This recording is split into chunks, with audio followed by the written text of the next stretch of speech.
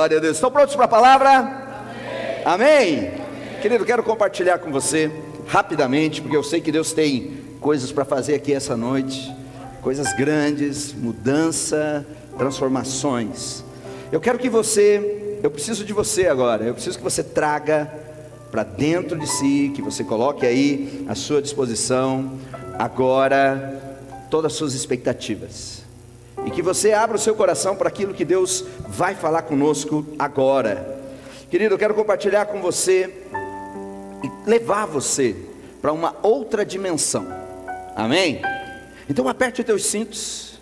Vamos sair do plano natural e vamos entrar numa dimensão do sobrenatural.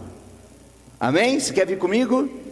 Quero convidar você a se desprender e abrir mão agora de alguns paradigmas e dar liberdade para que o Espírito possa nos levar a um lugar mais alto. Amém? Queridos, nós somos seres espirituais. A Bíblia nos ensina que nós somos corpo, alma e espírito. Amém? Nós somos divididos em três partes. Por mais que não vemos, a única coisa que de fato nós vemos e sentimos é o nosso corpo, o nosso físico, onde podemos palpá-lo, onde podemos ter sentimentos e sensações nesse corpo. Agora, nós, além desse corpo físico que demonstra quem você é, né? Nós temos uma alma, e a alma é o que faz você pensar.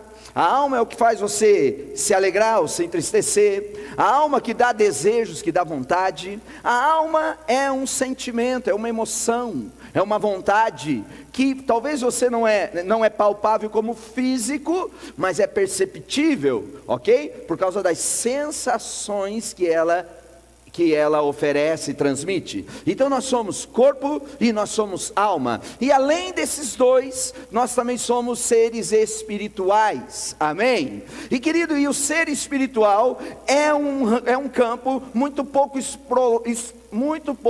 explorado pela a maioria da humanidade. E você pode se admirar com o que eu vou te falar, mas é um campo muito pouco explorado por muitos da igreja do Senhor Jesus. A igreja, ela consegue se mover naturalmente dentro do campo da alma e dentro do campo do físico, mas poucas experiências ou pouca profundidade ela tem no campo do espiritual. Quando Deus fez o homem lá no Éden, Deus colocou no homem o ser espírito. A Bíblia diz que Deus soprou no homem e o homem passou a ser espiritual. E assim nós vemos toda a humanidade. Com o pecado, o ser espiritual do homem ficou um pouco escondido, ficou bloqueado por causa da ação do pecado. Mas em Jesus, o corpo que ainda está aqui, ele foi substituído por uma vida no Espírito. Amém? Então hoje você tem vida no teu Espírito por causa da presença do Senhor Jesus em você. Você recebe vida. A Bíblia diz que nós estávamos mortos em nossos pecados e em nossos delitos, mas em Cristo Jesus ele nos deu vida. Amém? Querido, não era uma vida simplesmente física, não é que eu estava morto fisicamente, mas eu estava inativo, um tipo de morte no meu espírito.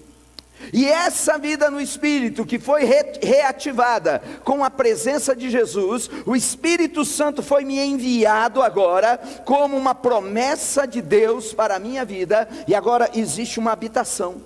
O Espírito Santo, o ser poderoso, criador, a trindade divina, agora ela habita dentro de mim e de você. Aleluia, querido, e nós precisamos valorizar isso. Parece que isso passa apenas como um conceito ideológico, ou apenas como um conceito, como uma mente intelectual. E nós somos templo do Espírito. O Espírito habita em nós. O Espírito Santo está em contato com o meu espírito. E meu irmão, isso faz toda a diferença. Amém? Porém nós temos que tomar noção, nós temos que tomar consciência disso e deixar que isso flua de uma maneira mais constante e de uma maneira mais leve. Amém? E eu quero conversar com você sobre essa ativação na vida do Espírito. Eu quero falar com você hoje sobre uma doutrina bíblica, que é a oração, ou falar em línguas, como um meio de ativar o teu espírito. Eu quero desafiar você, e a minha intenção aqui é tirar você desse templo hoje, e você vai sair daqui hoje um ser extremamente espiritual e ativado no teu espírito. Coisas novas vão começar a acontecer, uma nova dimensão você começará a acessar, e misericórdia, graça, poder abundante do Senhor vai fluir na sua vida. Amém? Então olha para o teu irmão ao lado e diga para ele: expectativa! Glória a Deus. Parece que Deus sempre nos ensinou sobre dependência. E todo o modelo bíblico, ele nos mostra que o homem precisa depender de Deus. Amém? Nós vemos isso em Noé, um ser que teve que depender de Deus para construir a sua arca. Nós vemos isso em Moisés teve que depender de Deus para tirar o povo do Egito. Nós vemos isso em Davi teve que depender de Deus para derrubar o gigante Golias e governar Israel. E assim nós vemos todo o processo e uma fotografia que Deus nos dá através da Bíblia sobre o alvo de Deus a que você dependa. Agora, a Bíblia nos mostra um momento crucial na vida de Israel, e que dali nós vamos puxar uma linha, ok? E nós vamos percorrer agora a média de 4.000 anos, e vamos entender aonde Deus começou um projeto, que veio culminar nos dias de hoje, e que hoje ele está mais esclarecido em nossas vidas. Amém? A Bíblia fala que Israel ficou escravo no Egito por 400 anos. 400 anos. E tocando em detalhes, Moisés, ele já chega a falar, ele fala, 400 anos é um número que nós arredondamos. Mas na verdade, Israel ficou escravo no Egito por 430 anos. Amém? E queridos, e durante esses 430 anos, Israel viveu sob o governo do Egito. Porém, por um período, Israel estava debaixo da influência de José. José, quando foi para o Egito, fez amizade com o imperador, com o faraó, e toda a dinastia que sucedeu aquele imperador, aquele faraó dos dias de José, enquanto aquela dinastia permaneceu, Israel viveu no Egito, mas não sob um jugo tão pesado quanto no dia que morreu o faraó, o último faraó que conhecia José. A partir desse momento que morreu o último faraó que conhecia José, Israel passou debaixo de uma opressão. Os feitores de faraó, os escravizadores, os líderes de faraó começaram a oprimir Israel de tal maneira que Israel passou a ser cativo, Israel passou a ser oprimido, Israel passou a ser escravo, Israel passou a ser literalmente comer o pão que o diabo amassou. E nesse ambiente de angústia, nesse ambiente de tristeza, a Bíblia diz no livro de Êxodo, no capítulo 2, no versículo 23, fala assim: decorridos muitos dias, passou muitos dias, pelo menos, alguns estudiosos dizem que passou pelo menos uns 150 anos, entre José e até a morte do último faraó que conhecia José. Passaram-se muitos dias, morreu o rei do Egito, e os filhos de Israel gemiam, diga gemidos, gemiam sob a servidão, e por causa dela clamaram, e o seu clamor subiu a Deus, e ouvindo Deus o seu gemido, clamor, a palavra aqui é gemido. Ouvindo o seu gemido, lembrou-se Deus da sua aliança com Abraão, com Isaque e com Jacó. E viu Deus os filhos de Israel e atentou para a sua condição. Querido, debaixo de opressão, debaixo da maior perseguição, debaixo de escravidão, debaixo de dor, debaixo de sofrimento, Israel não aguentou. E a Bíblia diz que eles começaram a gemer. Gemido. E esse gemido, interpretado por um clamor, a Bíblia diz que Deus ouviu um gemido. Um gemido. Um gemido. A dor era tão grande, o sofrimento era tão grande, o anseio por uma liberdade era tão grande, que não havia palavras, não havia como transformar isso em código ou verbalizar o tamanho do sofrimento. Então era um gemido. E querido, eu não sei se você entende um pouco sobre gemido, não sei se você já sofreu tanto a ponto de gemer. Eu já conheci alguns irmãos que a carinha dele, você olhava para ele, ele estava gemendo. Ah! E gemido é isso. Ah! Ah! Era isso que Israel estava passando. Tamanho sofrimento, tamanha dor, e o anseio por sair daquela servidão, por sair daquela escravidão. Aquilo não era palavra, aquilo não era verbalizado, aquilo era só um gemido. E esse gemido foi codificado no céu. E a Bíblia diz que Deus entendeu o que eles estavam querendo. E quando Deus ouviu esse gemido, Deus falou: eu tenho uma aliança com eles. E ordenou: anjos, vão e liberte meu povo. Amém? Quando o gemido chegou no céu, Deus liberou a aliança, e Israel saiu de escravo para conquistador de uma terra prometida. Amém? Deus precisa ouvir o teu gemido. O céu precisa ouvir você gemer. Aleluia. Agora, que gemido é esse? O que é isso? O que Deus está querendo nos ensinar aqui? No Novo Testamento nós vamos ver o apóstolo interpretando isso. E nós vamos ver toda uma doutrina nascendo de um momento na história de Israel, e isso se tornando um ensino e uma prática comum na igreja do Senhor Jesus. Em Romanos no capítulo 8, nós vamos ver Israel, nós vamos ver o apóstolo Paulo, quando é inspirado pelo Espírito Santo, ele está falando assim: não há mais condenação na tua vida. Não há mais condenação. Não há mais. Porque você foi livre do pecado, você foi livre da condenação, você está perdoado.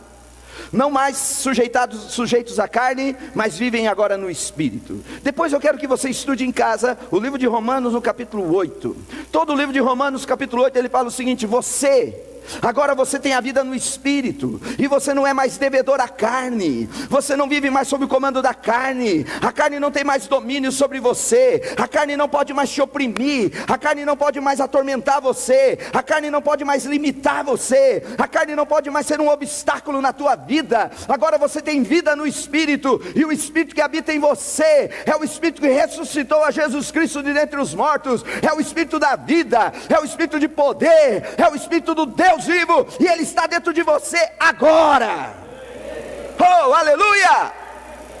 O apóstolo Paulo está dizendo: não vivam mais a carne, você não precisa mais, a carne está te oprimindo, a carne está te limitando. Querido, é por causa da carne que você tem medo, por causa da carne você está inseguro, por causa da carne você não sabe do teu futuro, por causa da carne você não sabe se amanhã vai dar certo ou não. É a carne que faz opressão na tua vida. A carne é como um cativeiro, a carne é como o feitor de Faraó, que chicoteia você dizendo que você não pode, dizendo que você não é, dizendo que você não vai, dizendo que você não vai ter. A carne milita contra o Espírito, e ela se opõe a tudo que o Espírito tem na tua vida. Alô? E o apóstolo Paulo está dizendo: você não vive mais na carne, você tem o Espírito. E ele diz, no capítulo 8, ele fala que a criação, toda a criação está gemendo. Geme. E a criação está gemendo, porque ela aguarda uma libertação. E no capítulo 8, nos versículos seguintes, ele diz: não somente a criação está gemendo, mas ele está dizendo que eu e você também estamos gemendo, aguardando a libertação. Como Israel, nos dias da escravidão ferrenha, do tacão de Faraó, gemiam. O apóstolo Paulo interpreta isso dizendo que hoje, nos nossos dias, o domínio da carne, a imposição da carne, a opressão que a carne faz na minha vida, faz com que eu também gema, que há um gemido dentro do meu ser, dizendo: quero liberdade, eu quero que flua, eu quero viver tudo que o Espírito tem para mim, eu quero alcançar todas as promessas, eu quero que haja um rompimento e haja uma cachoeira como um rio de águas violentas que fluam do meu interior. Há um gemido, mas que gemido é esse? Romanos no capítulo 8, o versículo 26, ele diz o seguinte: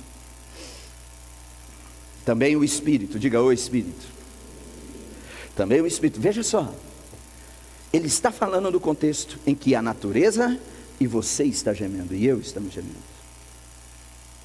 Agora, pastor, como que você sabe que ele está ligando isso a Israel? Porque no capítulo 9, capítulo 10, capítulo 11, ele entra no tema e começa a falar sobre Israel.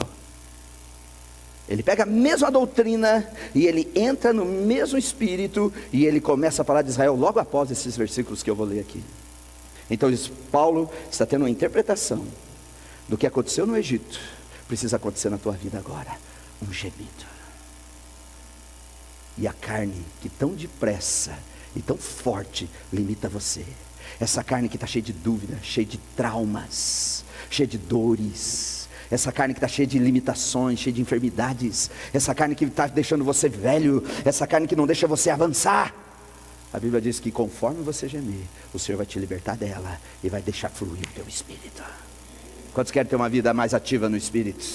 Aleluia! Vocês estão aí ou não?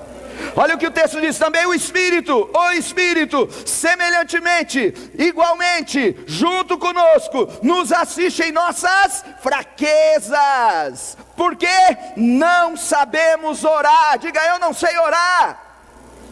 Ei, igreja, precisamos nos arrepender, e nós precisamos nos prostrar, e dizer: Deus, é verdade, eu não sei orar. Quando nós abrimos a boca para orar, nós só sabemos pedir, ficamos só pedindo. E a Bíblia diz: não fique repetindo as coisas, não fique fazendo a tua oração uma reza, onde você só fica repetindo. Eu e você não sabemos orar. E a Bíblia diz que eu não sei orar. E por que eu insisto em dizer que eu sei orar? Porque não sabemos orar como convém, mas o Espírito intercede por nós sobremaneira com gemidos inexprimíveis. Gemidos. O Espírito de Deus, entenda isso, que habita em mim, ele se conecta ao meu espírito e ele começa a produzir um gemido dentro de mim. E esse gemido é inexprimível. Alguém sabe me dizer o que é esse inexprimível? É que não tem expressão, é que não tem codificação.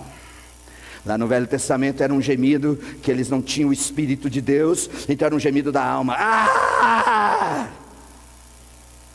No Novo Testamento, agora nós temos o Espírito de Deus, e agora é um gemido inexprimível, não tem expressão, é inexpressível. Então é um gemido characatarabaruracas, chorecantonebasteia nabarurratei.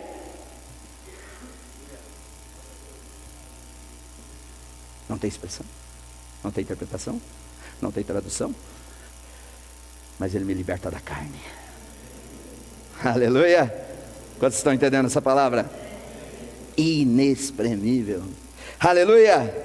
Queridos, nós vamos ver esse gemido e essa inexpressão do Espírito na vida da igreja, desde o início do primeiro dia do nascimento dessa igreja, até o último dia, quando Jesus vier buscar essa noiva bendita. Aleluia! E nós vamos ver que esse gemido, ele se transformou numa doutrina, e os apóstolos chamavam essa doutrina de falar em línguas. Diga: falar em línguas.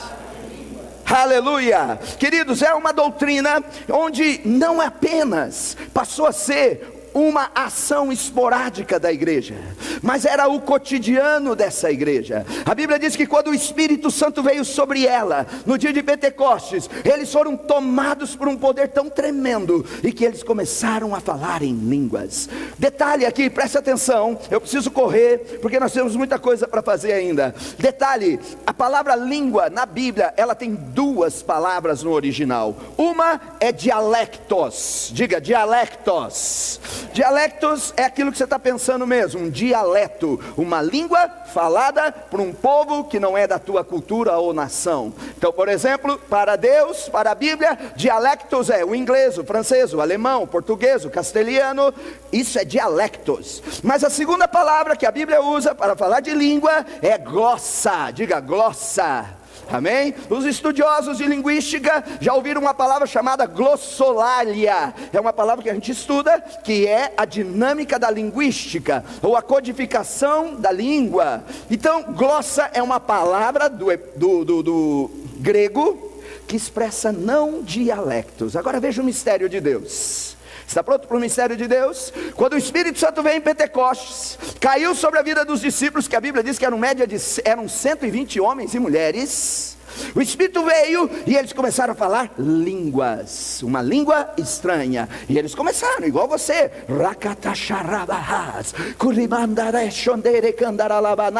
Você sabia que Maria, mãe de Jesus, estava lá? E o Espírito veio sobre ela, ela começou.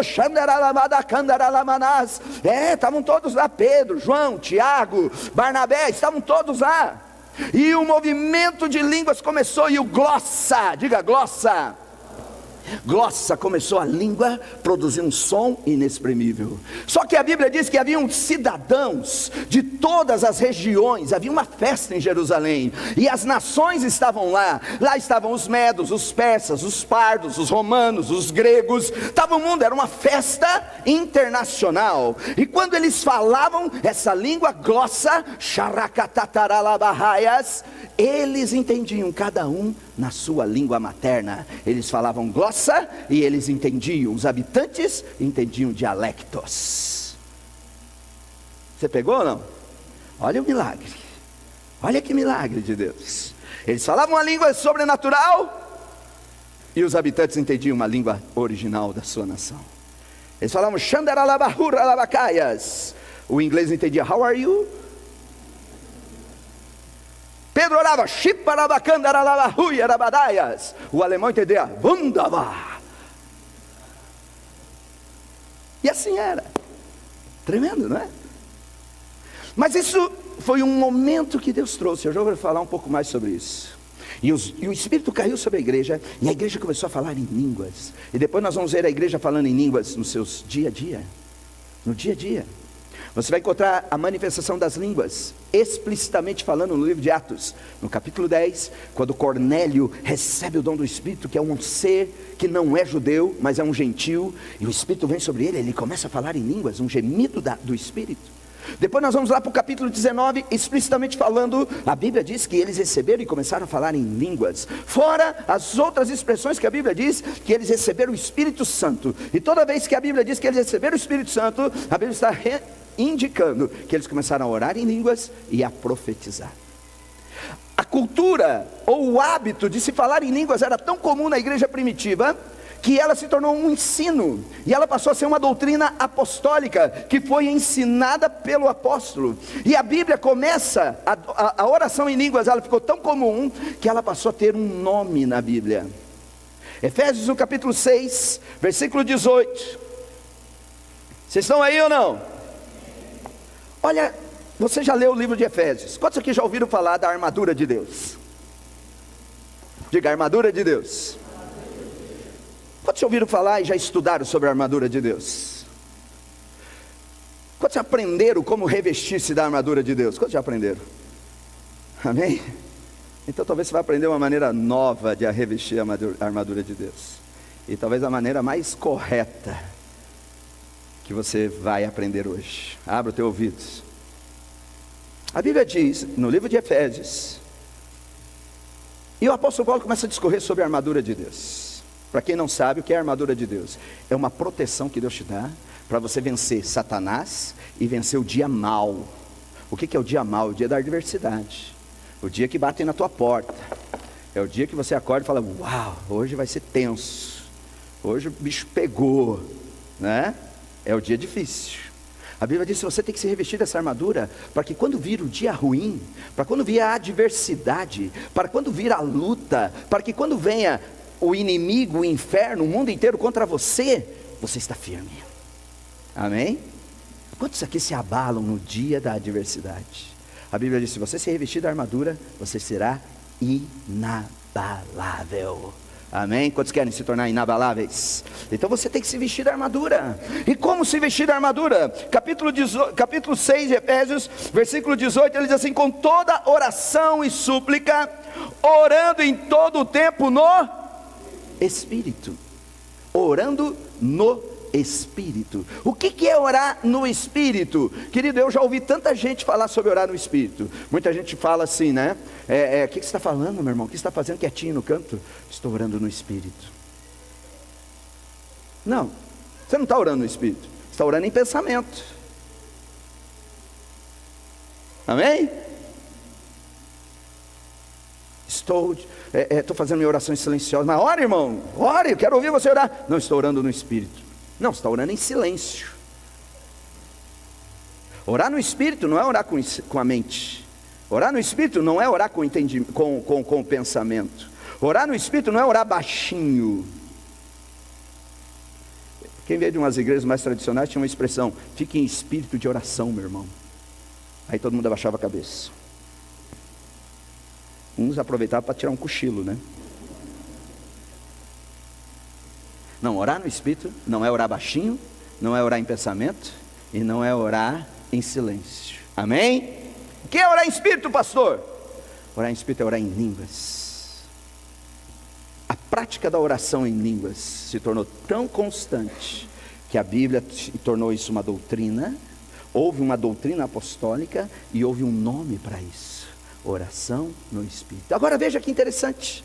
Olha que interessante: com toda oração e súplica, orando em todo o tempo. Veja bem, em todo o tempo, em todo o tempo, em todo o tempo, todo o tempo, 24 horas é todo o tempo, 365 dias é todo o tempo, todos os anos da tua vida é todo o tempo. A Bíblia está dizendo que você tem que orar o tempo todo, o tempo todo, todo o tempo. Uau! Ei, pastor, que tarefa árdua é essa? Mas a Bíblia está dizendo: orando em todo o tempo no Espírito, para isso vigiando com toda perseverança e súplica por todos os santos. Ele está dizendo: se revista da armadura. Vista-se da armadura. Como que eu me revisto da armadura, pastor? Ele está dizendo aqui: orando em todo o tempo no Espírito. Aleluia. Recantone bashura bahara labacatara labahas. O capacete vem. A espada vem na minha mão. O escudo vem também. A sandália vem. O cinturão da justiça vem. E eu estou revestindo, e eu estou orando, e o Espírito está me revestindo. Ei, irmão, ouça o que eu estou querendo te dizer aqui. Você tem que orar em línguas. Amém? Olha o teu irmão ao lado, diga para ele: uau! Mais um texto, Judas capítulo 1. Judas, não o traidor. Olha só, orando em línguas. Versículo. Perceba isso. A oração é um grito e é um gemido do meu espírito com o Espírito de Deus. Amém? Para quê? Para haver uma libertação. Capítulo de Judas. Judas é um livro interessante que você pode ler ele 100 vezes em uma hora, se você for rápido de leitura, porque é só um capítulo. É rapidinho, aquele livro que você diz: li a Bíblia toda, né? Olha, li um livro inteiro da Bíblia. Judas, capítulo 1. Ele fala assim, ó. Ele está falando assim, que tem um grupo de pessoas. Olha o que ele diz, versículo 19. São estes os que promovem divisões. São sensuais e não têm o Espírito. Existem pessoas que não têm o Espírito. Existem pessoas que são tão carnais, que a Bíblia chama eles de sensuais. Sensualidade, meu irmão, não é só aquela mulher ou aquele homem que tem o espírito de sensualidade, que só tende para o sexo. Sensualidade é uma pessoa demasiadamente carnal. Uma pessoa que não crê na obra do Espírito, que não dá liberdade ao Espírito, que não vive no Espírito. Essa pessoa é sensual. Amém? Sensualidade é o auge de uma vida na carne. A Bíblia está dizendo assim, são estes que promovem divisões, porque são sensuais e não têm o Espírito. Veja o versículo 20. Vós, porém, amados, cadê os amados do Senhor aqui? Aleluia. Vós, porém, amados, edificando-vos na vossa fé santíssima. Olha o que está dizendo a Bíblia. Você pode edificar a tua fé, e essa fé é santa diante de Deus. Como que eu faço para ter mais fé, pastor? Como que eu faço para romper em fé? Como que eu faço para crer mais? A Bíblia diz, edificando a vossa santíssima fé, orando no... Aleluia. Olha que privilégio, se você orar em línguas, se você orar no Espírito, você se reveste da armadura. Se você orar no Espírito, você edifica a tua fé. Se você orar no Espírito, você se liberta da carne. Quantos querem orar em línguas? Chegou o dia, chegou a hora do grande rompimento sobre a sua vida. Amém? Quantos querem isso? Aleluia. Estou pregando para alguém aí ou não? Rapidinho agora vamos entrar na doutrina que o apóstolo nos ensinou. Romanos, 1 Coríntios, capítulo 14. Depois você pode estudar esse livro, esse capítulo. Todo ele foi dedicado a ensinar a igreja sobre a oração em línguas. Se você tem dúvidas sobre a oração em línguas, leia capítulo 14 de 1 Coríntios. Leia de trás para frente, de frente para trás, e você vai descobrir no capítulo 14, versículo 2. Vamos rapidinho agora aí, tá? Capítulo 2 diz assim: porque o que fala em língua, o que é falar em língua? É o quê? Orar no... Quem fala em língua faz o quê? Ora no Espírito. Olha o que acontece, quem fala em língua, não fala aos homens. Quer ver só? Vou te explicar isso na prática. Traduz aí o que eu falei. Não estou falando para homens. A Bíblia diz que aquele que fala em língua, porque o que fala em língua não fala aos homens, mas a Deus. Quando você fala em língua, o que está acontecendo? O teu espírito faz o quê? Se conecta com o céu direto. Não fala para homens, não está falando para ninguém. É inexprimível. Amém? Não tem expressão, não tem codificação, não tem linguística. Amém? Porque o que fala em língua não fala aos homens, mas a Deus, pois ninguém o entende. Ninguém o quê? Porque em espírito fala mistério. Querido, Deus é um Deus de mistério. Quantos já sabem que Deus é misterioso? Deus é um Deus de mistério, e Deus habita numa região misteriosa. A Bíblia diz que Deus habita nas alturas, e nós aqui embaixo. Quando eu falo em línguas, a Bíblia diz que eu entro na dimensão dos mistérios de Deus, e eu começo a me conectar com as coisas do céu, eu começo a entrar na região dos mistérios, e lá onde tudo é mistério, lá onde tudo é oculto, conforme eu vou orando, o Espírito vai me revelando todas as coisas, vai me revelando os projetos de Deus, vai me revelando a vontade de Deus, vai me revelando o agir de Deus, vai me revelando a força de Deus, vai me revelando a palavra, os projetos, os propósitos de Deus para a minha vida. Ei, meu irmão, se você fala em línguas, você fala a Deus, e você entra nos mistérios de Deus. Amém? Capítulo 14, versículo 4. Então, vamos entendendo o que é orar em línguas. 14:4, ele diz assim, eu pulei um versículo, tá? O que fala em língua, o que acontece? Edifica-se a si mesmo. O que acontece quando eu oro em línguas? Eu me edifico. Você pega um irmãozinho, quer fazer um teste, fazer um estudo de caso, vamos fazer, né, pastor Paulo? Pega um irmãozinho aí, teu filho, novinho, ensina ele, impõe as mãos sobre ele, ele começa a orar em línguas, e ele começa a orar em línguas, e ele ora em línguas. Pega um novo convertido, pega teu filho na fé, teu discípulo, tua ovelha de grupo familiar, coloca um alvo, todo mundo agora em diante, todo mundo orando em língua. Nós não vamos mais orar em português, vamos orar em línguas. Em 1 ano, põe aí, anota, 1 ano, faça um estudo de caso, 1 ano, você não tem mais as mesmas pessoas do teu grupo. Aquela pessoa que era fraca na fé, aquela pessoa que os demônios oprimiam ela, aquela pessoa que não cria em nada, aquela pessoa que só andava para trás, 1 ano depois, ela vai estar talvez até na tua frente. Porque aquele que fala em língua, o que acontece? Edifica-se a si mesmo, cresce. Você tem fé, você tem a armadura de Deus, você tem os mistérios de Deus, você tem o poder de Deus para libertar você, meu irmão. Alô? Amém?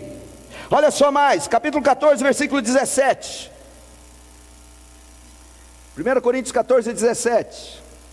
Porque realmente, quem fala em língua, realmente dá o quê? Dá graças. A palavra graça ali é louvor, admiração, gratidão. Aquele que ora em línguas, dá bem graças. Quando você ora em línguas, nós cantamos aqui, foi tremendo o momento do louvor, não foi? Parabéns para a equipe do louvor aí. Deus está usando vocês estão se superando, glória a Deus pela vida de vocês. Mas quando você ora em língua, você produz o perfeito louvor.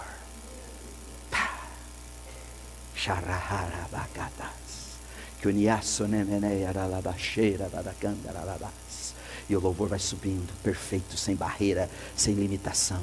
Porque não é minha alma que está adorando, não é minha mente que está adorando, mas é o meu espírito que adora a Deus. Quantos querem adorar a Deus perfeitamente? Amém? Diga, eu preciso orar mais em línguas. Aleluia. Versículo 28. Estamos indo para o finalmente. Mas se não houver intérprete. Agora um detalhe, algumas pessoas fazem muita confusão sobre a oração em línguas. E porque não entende, olha qual é a grande crise do ser humano. A grande crise do ser humano é o seguinte: o que ele não entende, ele rejeita. Não é assim? O que ele não aceita, ele discrimina. O que é diferente, ele põe de lado. Tanto que existem leis aí para aceitar o diferente. Porque senão, meu irmão, o ser humano mata tudo que é diferente. Só porque uma pessoa tem um cabelo diferente do teu, você já tem uma tendência a rejeitar ele. Porque tudo que é diferente, tudo que eu não entendo, tudo que eu não aceito, eu rejeito. E porque eu não entendo a dinâmica da oração em línguas, qual que é a posição de muitos? Rejeitar. E muitos pegam tudo que não é oração em línguas e se fortalecem do que não é e do que não é o ideal, mas boicotam e deixam de desfrutar de um dom tremendo que o Espírito nos deu. Amém? A Bíblia diz assim que quando você orar em línguas, a Bíblia trabalha três aspectos da oração em línguas. Primeiro, ela fala que a oração em línguas é um sinal para os incrédulos. Primeira coisa. Pasmem, mas a oração em língua, ela serve para aqueles que não são crentes também. Ou seja, é um sinal. Os não cristãos, os que não têm o Espírito, olham para você e falam: mas o que você está falando? O que você tem? Que loucura é essa? É um sinal. Ah, eu falo em línguas porque eu tenho o Espírito Santo. Mas como que eu faço para ter o Espírito, para fazer isso também? Você tem que ter o Espírito Santo. É um sinal para os não crentes. Serve de sinal, assim como Jesus falou, assim como Jonas ficou 3 dias morto na baleia, preso na baleia. Isso é um sinal para essa geração. Jesus está falando, a Bíblia está falando que a oração em línguas serve como um sinal para os incrédulos. Eu já ouvi muitas histórias também de casos de pessoas orando em línguas, e no ambiente está lá um chinês, está um japonês, está um alemão que não fala nada do português, e de repente ele tem toda a interpretação e ele se converte com aquilo. Amém? Então, oração em línguas, primeiro aspecto, a Bíblia diz que ele é um sinal para os incrédulos. Segundo aspecto da oração em línguas, quando ela tem interpretação, ela serve para profecia. Quando se interpreta a oração em línguas, que aí é variedade de línguas, existe o dom de línguas e existe variedade de línguas. Quando eu oro uma língua, que a Bíblia chama de variedade, e alguém interpreta, ela deixa de ser por um foco e ela passa a ser uma profecia. Ela se nivela no mesmo campo da profecia. E o terceiro aspecto da oração em línguas é para edificação pessoal. Então, quando você não interpreta o que eu estou orando, quando não há ninguém que interprete o que eu estou falando, a Bíblia diz então: ore para você. Ore para você. Porque quem vai ser edificado é você. Porque se eu estou orando aqui em línguas e você não está entendendo, eu estou mais te atrapalhando do que te edificando. Porque a minha oração não está tendo interpretação para ninguém. Ninguém está entendendo o que eu estou falando. Você pode imaginar se eu estivesse pregando aqui em língua, Márcio? Nem na África iam se entender tudo isso, né? Então a Bíblia diz que quando tem interpretação, ela fica no mesmo campo da profecia. Mas quando não tem interpretação, eu tenho que orar para mim. Você ora em línguas, você ora em línguas, você ora em línguas, e nós temos um culto todos orando em línguas, mas ela não vai ser o foco para a profecia. Então são 3 aspectos da oração em língua. Então quando você está orando em língua, num grupo ou num culto, e ninguém se levantou para interpretar, a Bíblia diz: pare de orar para o público te ouvir, ore para você, fique você. Isso não quer dizer que você tem que orar em silêncio, isso não quer dizer que você tem que calar, mas isso quer dizer que o foco não são as pessoas, o foco é você. Amém? Então a oração em línguas é para sinal, é para profecia e é para edificação. Aleluia. Queridos, essa é a dinâmica. E a Bíblia diz: não proíbam o falar em línguas. Não proíba. Não proíba. Isso a Bíblia está dizendo: não proíba o irmão falar em línguas, não proíba a irmã falar em línguas, mas também não se proíba de falar em línguas. Não se proíba. Só porque você não tem domínio, só porque você não entende, só porque é sobrenatural, não pode proibir. Você tem que dar liberdade. Amém? Quantos estão entendendo? Diga amém. Olha só, para encerrar, Marcos capítulo 16. Se quiser subindo a banda, pode subir. Agora eu vou encerrar mesmo. Eles ficam de olho, né? Eu falo encerrar, falo 500 vezes. Olha que tremendo. Marcos capítulo 16, versículo 17. Ouçam isso. Não se distraem com aqueles que vão subir aqui. Quem crê... Desculpe, versículo 17. Estes sinais, diga sinais. Querido, é um sinal. É um sinal. Pense num sinal. A Bíblia diz que Satanás vai pôr um sinal da besta. Certo ou não? Já ouviram falar do sinal da besta? E todo mundo que estiver andando no mundo, você vai olhar e vai: uau, aquele tem o sinal da besta. Quer dizer, é uma marca. É uma marca. Ok? É uma logomarca. A tua empresa tem uma logomarca, é um sinal. Quando você olha aquela logomarca, você identifica: uau, aquele é fulano que trabalha em tal empresa. Sinal, sinalização. E a Bíblia diz que haverá um sinal que seguirão aqueles que creem, aqueles que receberam a Jesus e o Espírito Santo. Quantos aqui receberam a Jesus? E quantos receberam o Espírito Santo? Dá um sinal aí. A Bíblia diz que tem uma marca em você, tem um sinal em você. E quais são? Esses sinais vão acompanhar aqueles que creem. Em meu nome vão expelir demônio. Querido, não tenha medo de Satanás, não tenha medo das trevas, não tenha medo de demônio. A Bíblia diz que tem um sinal em você, uma marca que expulsa Satanás. Você chega e põe as mãos sobre o enfermo, você põe a mão sobre o endemoniado, você põe a mão sobre os demônios, você chega perto onde tem um lugar, os demônios habitam, e eles fogem de você, porque tem um sinal na sua vida. Amém? Diga: eu posso. Aleluia. Esses sinais acompanham aqueles que creem. Em meu nome expelirão demônios. E o que mais? Em meu nome expelirão demônios. E o que? Falarão.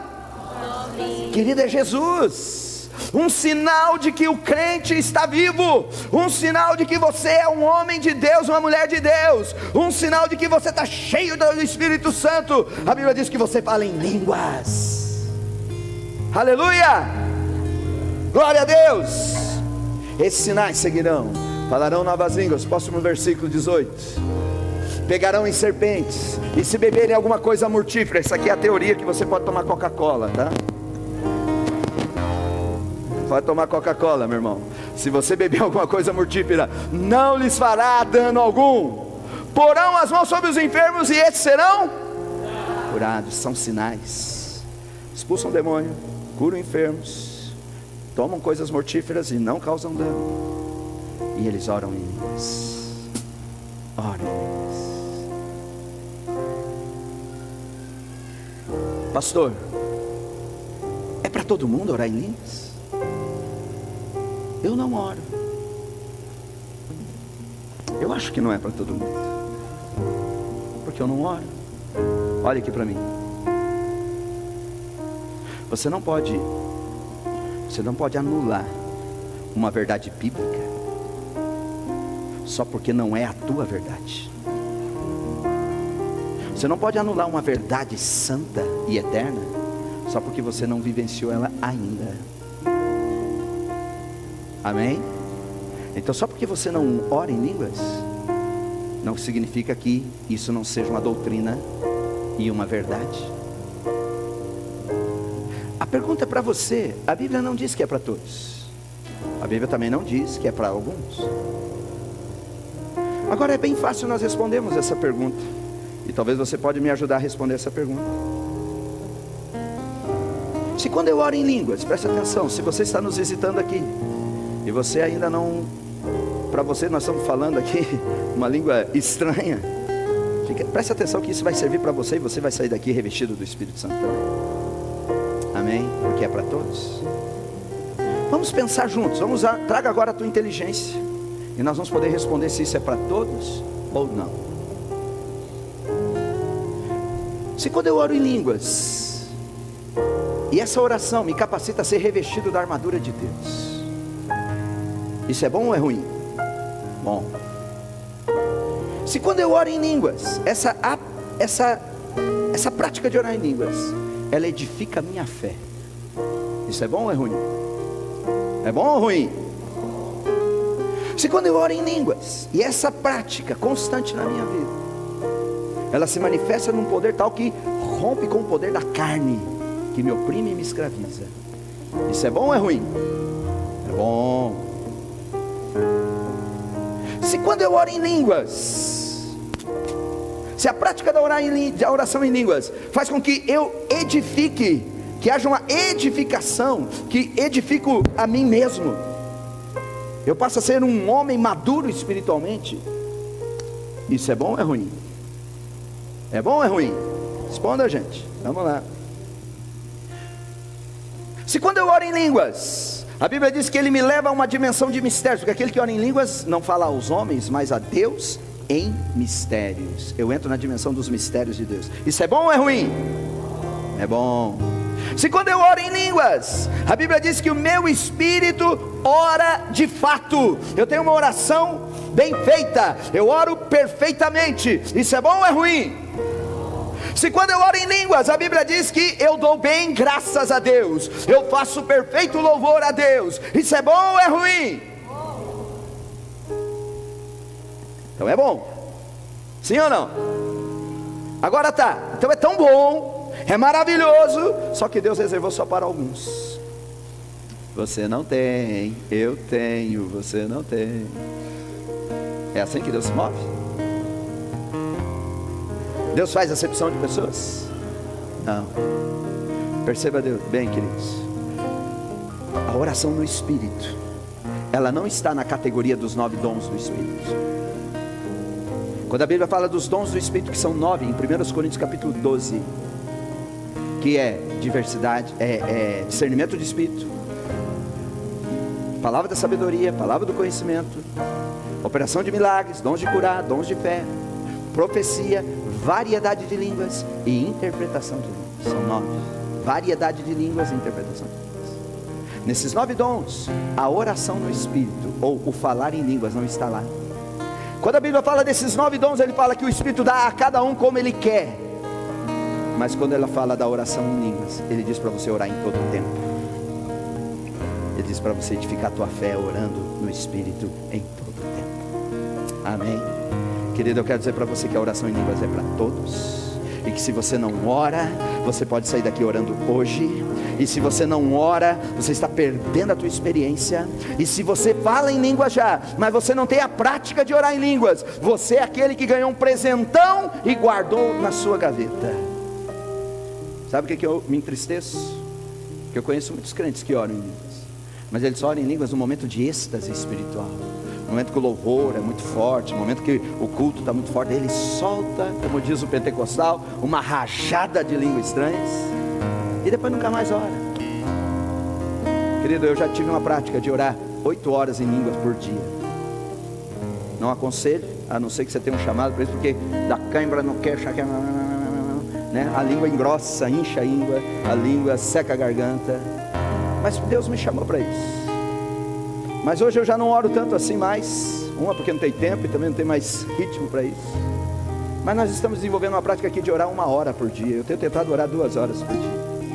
E sabe o que isso faz comigo? Me edifica, me revela a palavra, me torna forte espiritualmente e me faz entrar nas dimensões do mistério de Deus. Amém? Querido, nenhum crente vai viver as aventuras no mundo do Espírito se não romper com a carne. E o Espírito Santo está aqui hoje, aqui agora, para liberar sobre você o poder dos céus. Amém? A Bíblia diz: ficar em Jerusalém, fique aqui, até que do alto você seja revestido do poder de Deus, e uma língua estranha passará a ocupar os teus lábios, e essa língua vai levar você a uma nova dimensão, levará você a uma nova dimensão no reino do Espírito, e você vai viver coisas tremendas. Saia do mundo natural, deixe de ser um cristão carnal e venha viver o sobrenatural de Deus. Amém? Quero convidar você a se colocar em pé nessa hora. Quantos recebem essa palavra? Aleluia. Querido, eu me lembro que a oração em línguas para mim foi um tabu que eu tive que vencer, porque eu vinha de uma igreja tradicional, eu vim de uma doutrina conservadora que nunca ensinou sobre isso, nunca falaram sobre isso. Pelo contrário, quando falavam de maneira pejorativa, tirando sarro das pessoas. Então, quando eu me encontrei num ambiente que o Espírito queria fazer isso comigo, eu tinha uma barreira enorme que me impedia de fluir. Mas eu me lembro que todas as vezes que eu tentava, uma só era a palavra que vinha no meu espírito, que é: se você ora em línguas, pela fé. É pela fé.